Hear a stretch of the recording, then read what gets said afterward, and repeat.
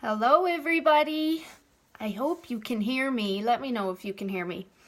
I wanted to just take a look really quickly at artificial sweeteners and natural sweeteners and how they may affect your weight or your weight loss or even a plateau.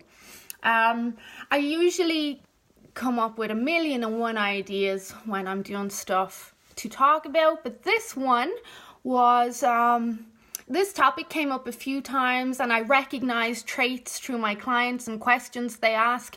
So this seemed to be a topic where there's a lot of confusion. So we're just going to clear it up straight off the bat.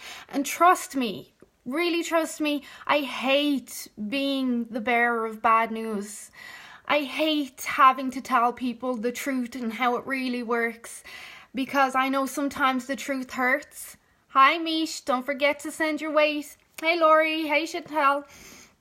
So sometimes as a teacher, I have to be the bearer of bad news. Sometimes, although most of my clients do love me, there are days where they hate me. And this, unfortunately, is probably going to be one of those videos.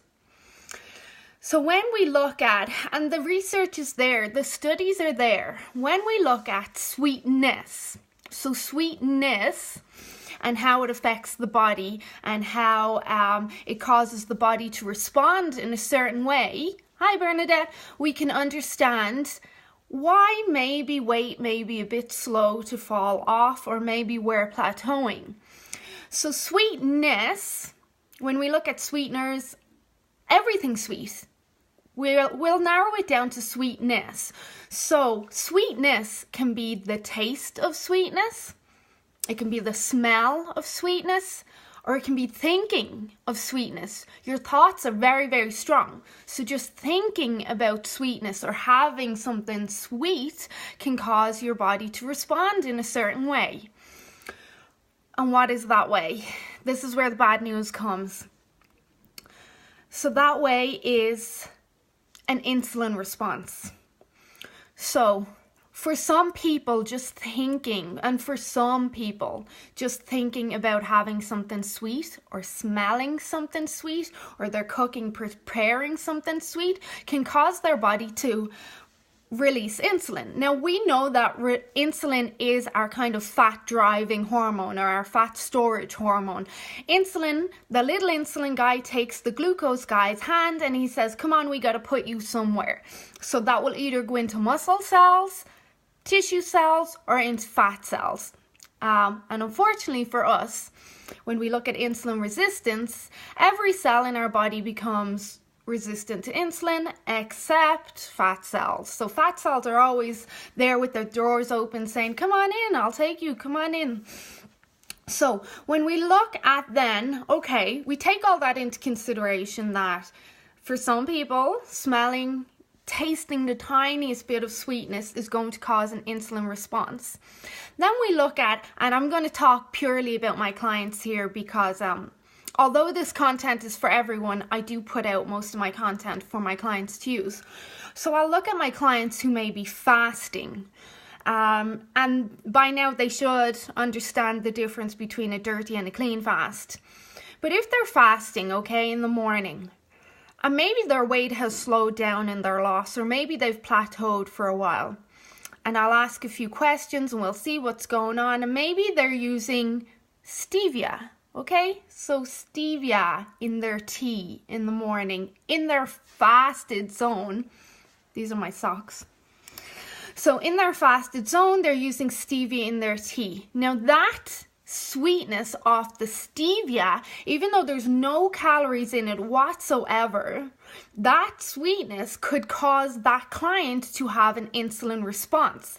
Now, if they're in a fasted state at 7 or 8 a.m. in the morning, and their first meal is not till, say, 10 a.m., they're already in a fat-burning zone.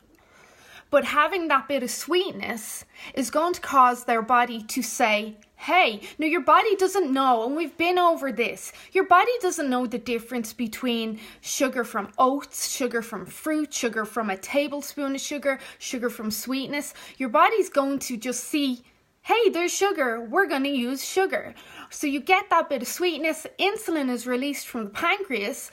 This then turns off PPAR receptors from burning fat loss. Hold on, Bernadette. This turns off our body from burning fat. So it says, store fat, here's sugar coming in, let's burn sugar. Now, this is where the tricky part is.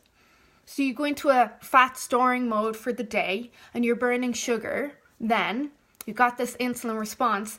Insulin then is the sugar or fat storing hormone, but insulin always has to take sugar. If there's insulin in your blood, it's going to take sugar from somewhere and drive it into your cells to be used as energy. So if you're in your fat burning zone, where does insulin get the sugar from? Well, it'll take it from your liver if your liver still has some, but if you're in a fat burning zone, technically your liver has no glucose left. So then it's going to go and it's going to take it from your muscles. Depending on how long you've been fasting and your physique and lean muscle mass and all that, there may be no sugar left within your muscle tissues. So then it's going to go and take muscle fibers, or it's going to take tissues from your body. It's going to metabolize them and turn them into sugar. So it's going to start breaking down your muscle as well. But the point that I'm getting at is that if you're seeing a slowdown in your weight loss, or you're plateauing a bit, then maybe we're going to look at what you think you're in a fasting window. And luckily, most of my clients understand, again, the clean and dirty fast, the difference. If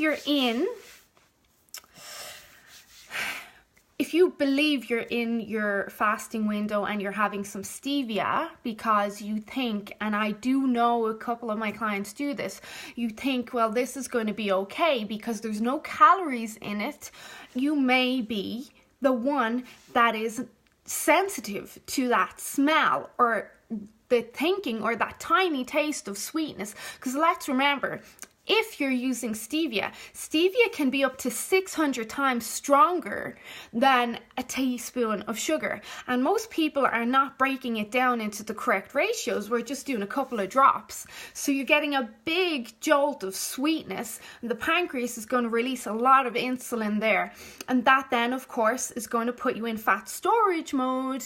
And it's going to cause that insulin spike and all the associated issues, because we know insulin and insulin resistance and insulin issues are associated with metabolic diseases, infertility, hair loss, everything, teeth bleeding, the whole lot, you name it. Usually insulin is there behind it all. So although there are pros and cons to stevia, like some of the pros are stevia has been shown to be very effective. The liquid stevia that's been alcohol derived has been shown to be very effective to binding to lime cells and stripping out lime from the body. You may or may not have lime, but stevia does have its good proponents to it. Then this also, when we look at natural sweeteners, in regards to monk fruit and honey and maple syrup and all that, yes, they're awesome. They do have some great beneficial effects.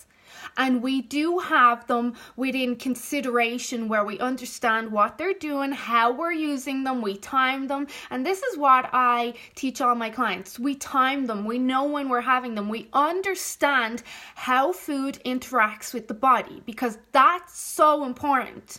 You can't just tell someone to exercise and diet and expect them to be healthy, because that, in my opinion, is bullshit. That doesn't work. You have to understand how these foods affect the body. So we learn how to use them properly.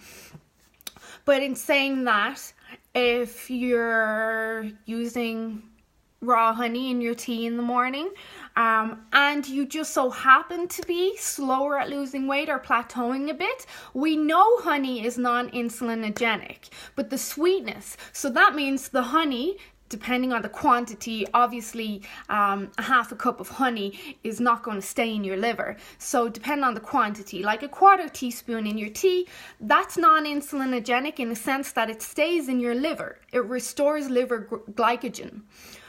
It won't cause an insulin spike in that sense, but the taste of the sweetness will cause an insulin spike if you're one of those people that's sensitive. And Bernadette asked, how would we know if we are one of those people? Well, we'll take a look and reflect at your overall lifestyle and how has your weight been moving, or how have your results been going. If you were moving steady for quite a long time, and I'll use Bridget as an example of this, because she was doing this for a while and her weight loss was going great in the beginning, and then it started to plateau for a few weeks, and I couldn't figure out what was wrong, because she's awesome. She's a fitness instructor, so she gets a lot of exercise. She was doing everything I asked her in regards to nutrition.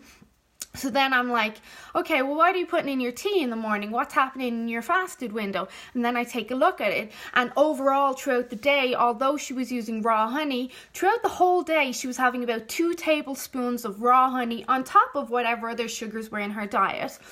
That, of course, the liver can't store that. It was spilling out into her bloodstream, converting into triglycerides, which are fat cells, and this is where it was plateauing her on the scales. So we pull back the honey, we make some changes. Let's try some black coffee for a while in your fasted window. Lo and behold, the scales moves again and we get nice results. So it's just something to really bear in mind.